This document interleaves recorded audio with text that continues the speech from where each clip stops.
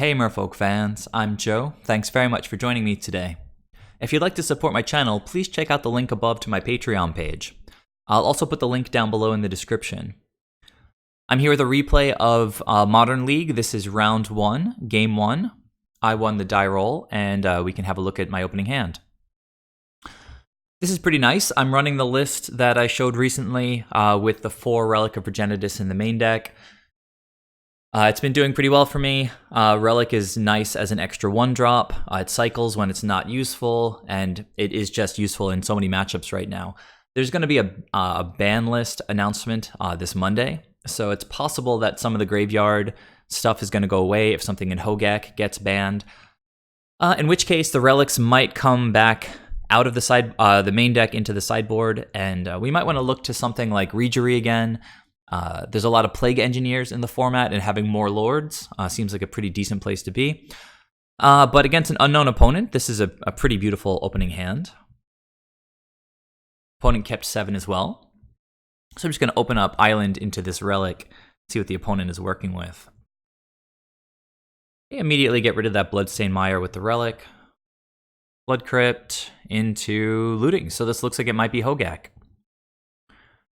Dark Blast, Vengevine, Faithless Looting. So whenever you see Dark Blast in the graveyard, it should put you on alert about the sequencing you should look to play with. Like, for example, if I play out Silvergill kind of obliviously next turn, this guy will just dredge Dark Blast and then kill the Silvergill, which is pretty bad for us. So if I do play a creature out, I'm going to want to go with Master of the Pearl Trident, but against such an explosive graveyard strategy, we're going to want to just play a land and leave up mana to crack Relic. Even though it's not really tempo positive, we can very easily just lose the game if we tap out there for a creature. So the opponent did dredge Dark Blast. You see there's this Bloodghast in the graveyard now. Okay, so playing a fetch land means I can't crack Relic and get rid of this Bloodghast, because if I crack Relic, they can crack their Bloodstained Mire and get another trigger on top of my Relic, and the Bloodghast will come back. So far, it's really just Bloodghast and Vengevine, which is, again, I can't get the Bloodghast, so it's really just Vengevine. Not quite enough for me to want to crack this Relic yet. Opponent's already down to 14 life. They do hit their life total pretty hard. Altar of Dementia is sort of target number 1 that you want to look out for with Force of Negation. So easy choice here. I'm just going to counter this, exiling... I actually exiled Silvergill Adept because our sequencing is pretty much determined at this point, given the fact that the opponent has Dark Blast in hand. That might be the first time I've ever given a choice to pitch a Silvergill, or to bottom a Silvergill or something like that. Normally, it's like one of the best cards we can have in our hand. But against Dark Blast, again, you really want to just stack Lords. So Altar of Dementia down. And yeah, we're going to keep leaving Relic up. Opponent tapping out there for Altar is nice. We weren't forced to crack this just to get rid of a Vengevine. So now we can play a Lord. Dark Blast, not very useful. What they could do is during their upkeep, they could Dark Blast the Master and then choose to dredge the Dark Blast and use it again. But that takes the turn off. It's a very defensive play, and Hogaak is a very offensive-oriented deck, so I doubt that they would take that line. Yeah, it looks like they went just straight through their upkeep and draw. Again, it's a possibility, I guess, that the opponent doesn't really know that Dark Blast line, but if you play Dark Blast, you sort of have to know that you can deal 2 damage with it with that upkeep trick. But opponent choosing to go instead for the double 1-drop, trying to get Vengevine back. And given the fact that my board is pretty sparse right now, I chose to pop the Relic. I've got the mana up. Crack it, draw a card, hopefully get something good. Well, it's just the land. Opponent does not get that Vengevine back, and I just have to deal with these few creatures for the time being. Another land, not the best. But during this turn, I can play a Lord, play a Benthic Biomancer. Now, this is a pretty serious clock. If I activate Mutavault and adapt Ben, that is 4, 4, 3, and 3, which is 14, which is exactly the opponent's life total. I'm going to crack in with this Lord here. Opponent is going to block and then sacrifice Neonate. Okay, they pitched that Dark Blast and chose to dredge the Dark Blast, which put these 3 cards into the graveyard. Stitcher Supplier is going to put 3 more cards in the yard. Bridge from Below, that's a good hit. Vengevine is also a good hit because they have a Gravecrawler and they can cast that from the graveyard, which as the second creature is going to trigger this Vengevine. So that was a really excellent hit off of the Stitcher Supplier. Not only did they get this Vengevine, but they also have a bridge now with a sacrifice outlet on the board. So you can see how this deck can go from 0 to 60 in like nothing. In 1 second. And so they have the Hogaak, and things are just looking pretty bad for us right now. We're not in a position yet where we want to trade with this Vengevine, although whenever there's a bridge in the graveyard, you want to think very carefully about whether you want to block or not. There's definitely a justification for blocking in that spot because if one of your creatures dies, then bridge gets blown up. It would have sort of forced the opponent to probably sack the Gravecrawler, try to get some zombie value out of the bridge. But I just took the 4 damage for now. Another land. I think that's like 3 in a row now. And unfortunately, I think we're just kind of on defense duty here. I am going to pay 1 colorless and 1 blue to try to loot into something good with Ben. So again, we do have lethal here, but that Hogaak is just holding us back. Force of Negation is too defensive in this situation. Something like a Trickster would have been pretty excellent. Just because we could have kept Hogaak from attacking next turn. But now all we can do really is just sort of sit back on this Force of Negation. You can see the opponent is sacrificing the Stitcher Supplier. They get a zombie, 3 more cards in the graveyard. There's another Vengevine, sacrifice that Vengevine, sacrifice the Gravecrawler. Now because they control a zombie, if they want to, they can just play both Gravecrawlers out and get both Vengevines back. Altar of Dementia pretty much just means, it's combo time, but fortunately I guess I have the Force of Negation, so I might get to live 1 more turn. Okay, just getting in with these 2 guys. You really have to respect the Carrion Feeder in this situation, because if he sacks these 4 creatures, he becomes an 8/8, which is obviously enough for lethal combined with Hogaak. Hogaak is typically a pretty bad block because they can just recast him from the graveyard. Again, the dynamics here are a little bit awkward. I would like to get rid of this bridge, but he does have the sack outlet on board. He gets to get a zombie from Bloodghast in response if I block something. I do have to block something, so the bridge is going to go away. I think I'm just going to throw Ben in front of the Carrion Feeder. Alright, so he does sack the Bloodghast, does get 1 more zombie. I take 8 from Hogaak, going down to 6. Lord would have been decent, 2 or 3 draws ago. Just things are lining up really, really awkwardly here. This opponent's just going to cast these Gravecrawlers here, and I think I'm just overwhelmed at this point. There's no way that I can live through this here, especially with the Bloodghast having haste. If we activate Mutavault and block the 4 biggest things, we have 1, 2, 3, 4, and then obviously there's like 10 or 12 damage coming around. So pretty disappointing game 1 against Hogaak. We had the turn 1 Relic. We had some Force of Negations for the altars, but they were just able to get Hogaak down, and that sort of old school Vengevine Gravecrawler synergy.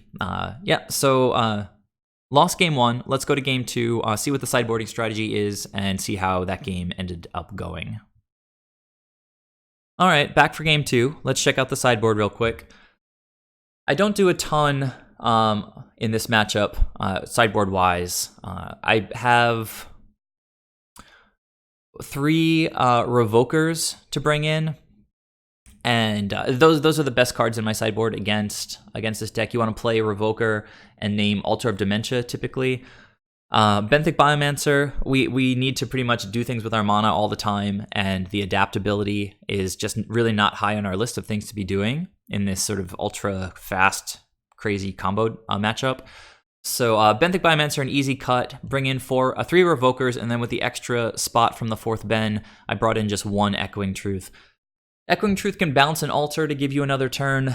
It can bounce an army of zombies if they don't have a sack outlet on the board.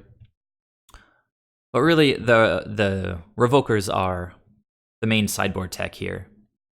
So we've got our best protection in the matchup already in the main deck with the Relic and the Force of Negation. This is a really nice opening hand.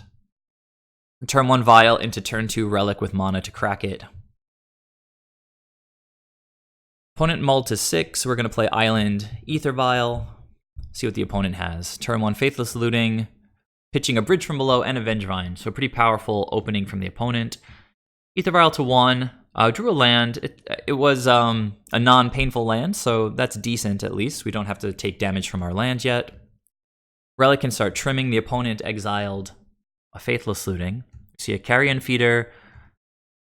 And no second land. So that's where the opponent's getting hit on their mulligan is... it's just a 1-lander. I guess they kept with Faithless Looting, Vengevine, and Bridge in hand, which is pretty solid. And we're just going to hope that they can't find that second land. Okay, well, Silvergill is a nice draw here. We can go ahead and get rid of one of these powerful cards from their graveyard. I'm going to play Silvergill here. Doesn't really matter what we reveal in this position. And a Lord is great. We just want more gas now. Opponent casts Gravecrawler, and in response to this, I mentioned earlier, Revoker pretty much always wants to name Altar, but because the opponent seems to be really jammed up, I don't want to let them get any value out of this Gravecrawler. So I'm just going to Vial in Revoker right now and name Carrion Feeder. We've got 2 more Revokers, so there's a possibility we can find another one and also name Altar. So the opponent was slow rolling a second land, and they have a second Gravecrawler. So didn't get in with Carrion Feeder. None of these guys can block, so we can get our offense going this turn. We're going to Vial in the Lord with the AEther Vial trigger on the stack, tick it up for Master of Waves. And since we're so far ahead in this spot with the Relic on board, I think it's correct to go ahead and just play out the Spreading Seas on their red source. That keeps them off of Faithless Looting, Insolent Neonate. And we drew another Spreading Seas, so we don't have another land, so not much else to do except attack and then pass with mana up again to activate Relic if we need to. Okay, so here's an Altar. There's not much we can do about it since Revoker is already on the battlefield. Opponent's going to get in with these Gravecrawlers. Okay, so far, I guess they're respecting the Relic, choosing not to go for Altar on their turn. Okay, so Master of Waves is ready to come in. We drew our 4th land, so we can play the Spreading Seas and hold up Trickster. Hit that white-black land. Drew another Master of Waves. It's going to be really difficult for the opponent to get out of this one. Swinging for 7, they're going to go down to 6. Again, the creatures can't block. Now, I had to think a little bit about what I wanted to do in this position. In order for them to cast Hogaak, they need to have 2 creatures on board. Sorry, 2 black or green creatures on board to be able to provide the colored mana that Hogaak's casting cost with Convoke requires. So I figured if I could flash in Trickster and tap down a Carrion Feeder, the opponent has no usable mana right now. If they don't draw a land in this situation, they shouldn't be able to do very much at all because I'll tap Carrion Feeder down. They could sacrifice it to Altar, but it's only going to put 1 card in the graveyard. Gravecrawler, if they sack that, would put 2 cards in the graveyard. At that point, they'd only have 1 creature left. No mana to recast Gravecrawler. Not enough Delve fuel to recast Hogaak. So it seemed correct to me to flash in Trickster and tap down one of their creatures. I'm not sure that it makes a huge difference which one I tap down, but I went with Carrion Feeder here. Now, it seems a little bit risky because I'm tapping out and not holding up Relic. And again, the opponent is constrained on mana. They have nothing in the graveyard yet. We can still chip away one card to make it harder for them to delve to Hogaak.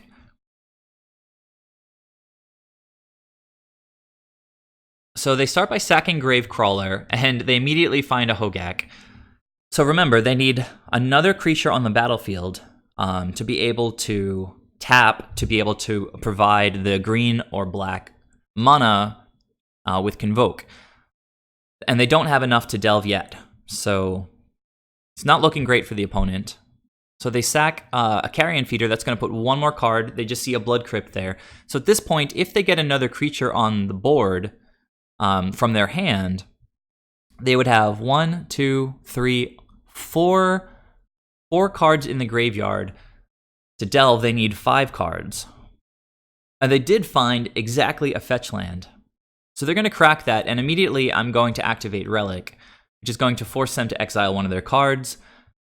So now again, between Convoke and Delve, they need 2 creatures on the board, and they need 5 non-Hogaak cards in the graveyard to be able to actually delve. So they're going to have 1, 2, 3, only 4 cards in the graveyard. So they recast the Gravecrawler. Now they have the Convoke set up, but they don't have... they need 2 more cards to be able to get Hogaak onto the battlefield. So they sack one of the Gravecrawlers. In this spot, I don't really know what they're actually even drawing to. Potentially, they're trying to hit Bridge from Below, but Bridge from Below in this spot would just bring zombies. Let's see, no, if they hit, like, when they sack the Gravecrawler, if they hit 2 bridges, then when they sack this Gravecrawler, they would get 2 zombies and be able to cast Hogaak. So they have very few outs in this spot, and they just scooped it up in that moment. So it's a little tricky saying whether I chose the correct line or not. It was certainly an aggressive line. I thought about it a little bit, and as it went, you could see how their resources were constrained, even with the fetch land feeding their graveyard. When they started that turn with the board that they had and an empty graveyard, it was always going to be nearly impossible for them to get Hogaak going. So we got game 2. Let's go ahead to game 3 and see how this opening round went against Hogaak. Hey guys, back for game 3. The opponent's going to be on the play this time. This is a Mulligan, unfortunately. Opponent kept 7. Another Mulligan. That's pretty frustrating. I mean, it's got some amazing cards in it, but I actually thought about it for a minute because we can force an altar, and that could, in theory, slow them down a ton if that's what they were leaning on, strategy-wise, with our opening hand. We've also got a Relic, but we need to draw 2 lands, and we really just can't do it. So I did Mulligan. The opponent did Mulligan to 6. So here I can keep. It's decent. And I chose to put a Lord and the Trickster on the bottom. All right, so we mulligan to 5, but couldn't ask for much more from a mulligan to 5. The opponent starts by cracking their Catacombs, gets a Blood Crypt. I should point out that the London Mulligan rule is obviously in effect now. You saw when I mulliganed, I kept getting 7 cards again. It makes mulliganing so much more pleasant, being able to choose the best 5 cards on a mulligan to 5. So opponent started with Stitcher Supplier and got these 3 cards. 2 live cards in Faithless Looting and Vengevine in the graveyard. We're going to go ahead and play out this Relic right now. The opponent could have something to destroy it, in which case you might want to wait until turn 2 to play it out so that you can crack it in response. But we've got forces, and being on the back foot on a mulligan to 5, I feel like I have to try to use my mana as efficiently as possible. Opponent plays and cracks a Marsh Flat. They're already down to 14. And they do go for Wear on the Relic. And I need to defend that because that's my defense in this game. Since I don't have a second blue source, it's a pretty easy choice for me to sacrifice the Lord Force is one of our better spells in this matchup. It can just prevent them from getting an altar on the board and just winning immediately. So exile the Lord of Atlantis, save my Relic of Progenitus, and the opponent starts their 20 turn clock ticking with Stitcher Supplier. Master of Waves, that might come in handy many turns from now. But yeah, we're just going to keep passing. Opponent going to combat again.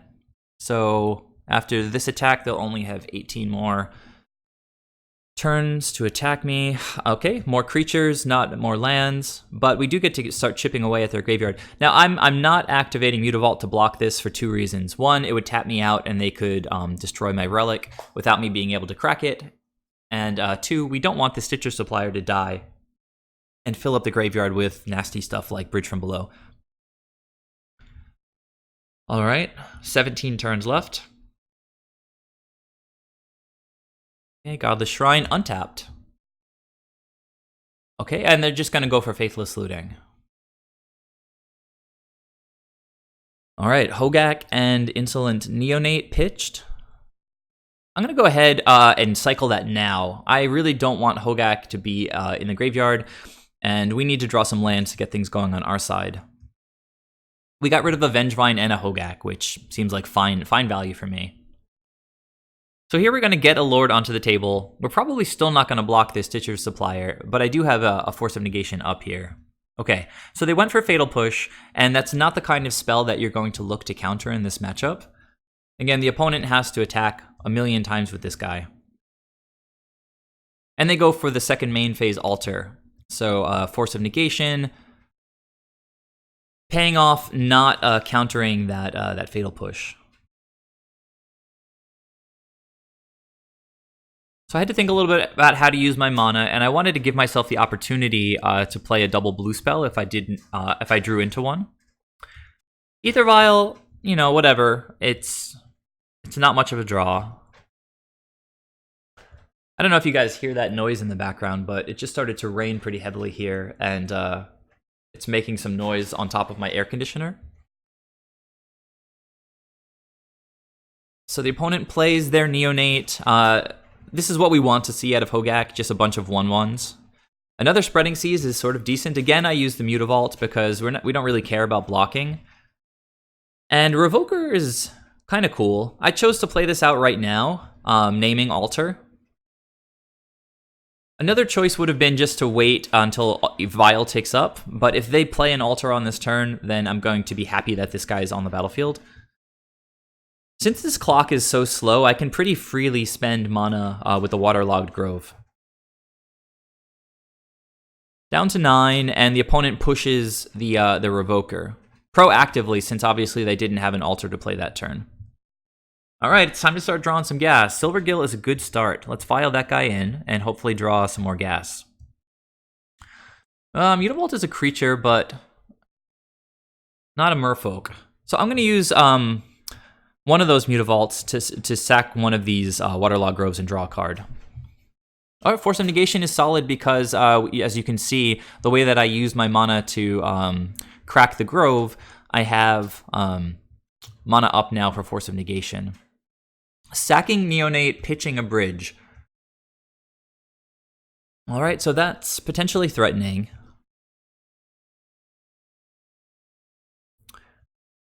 Okay, so this is a pretty easy decision here. The Bridge is the most threatening thing on the opponent's side of the table, so I'm just going to trade Silvergill for this zombie. Get rid of the Bridge from below. And that's a fine trade. Okay, a Gravecrawler, totally fine. Really nothing I can do about it anyway. So let's draw something good. Another Waterlogged Grove. So I think we're pretty much going to do the same exact play that we did last time. Trickster is something that can be used with AEther Vial here on 2 counters, so not unhappy to see that.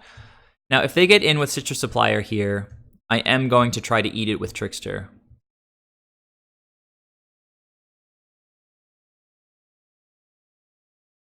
Okay, so opponent goes for push, and the opportunity to get rid of one of their creatures and have it not put any more fuel into their graveyard Seems like a good enough reason to cash in this Force of Negation here.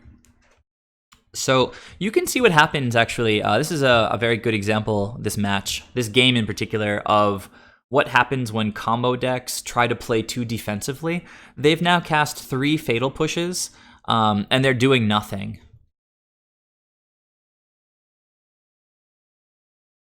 We're going to keep Aether Vial on 2. That island is pretty terrible. That island is even more terrible. It's time to start attacking now.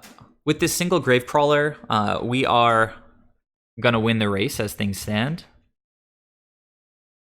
Because he has to attack 3 times, and I get to attack 3 times before he does. Okay, Altar is pretty scary. It shows what happens when you use your forces against things like Fatal Push. It means that they get to resolve their scary stuff. Gravecrawler gets in, I go down to 3. Keep the Aether Vial on 2. And another Trickster is pretty nice, because that means I can attack freely with my Mutavaults and play some defense with Trickster through Vial. Alright, opponent untaps, tries to go to combat. I'm going to flash in Trickster and tap down Gravecrawler. In response, the opponent sacks it, gets another Gravecrawler and a Blackcleave Cliffs into the graveyard. And then they just scooped. So we ended up getting there in 3 games against Hogaak Bridgevine.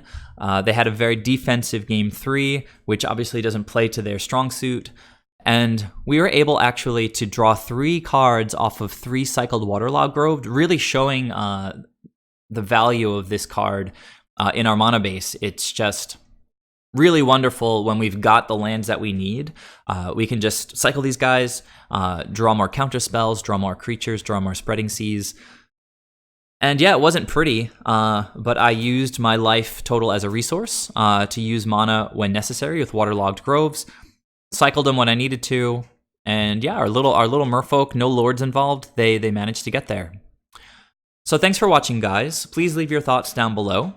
Please check out my Patreon page if you haven't done that yet. I've got a new sideboard guide up, available for patrons now. The link is also down below in the description. Please subscribe to the channel if you haven't already done that, and tune in for the next video where I'll be back with round 2 of this Modern League. I'll see you guys there. Bye.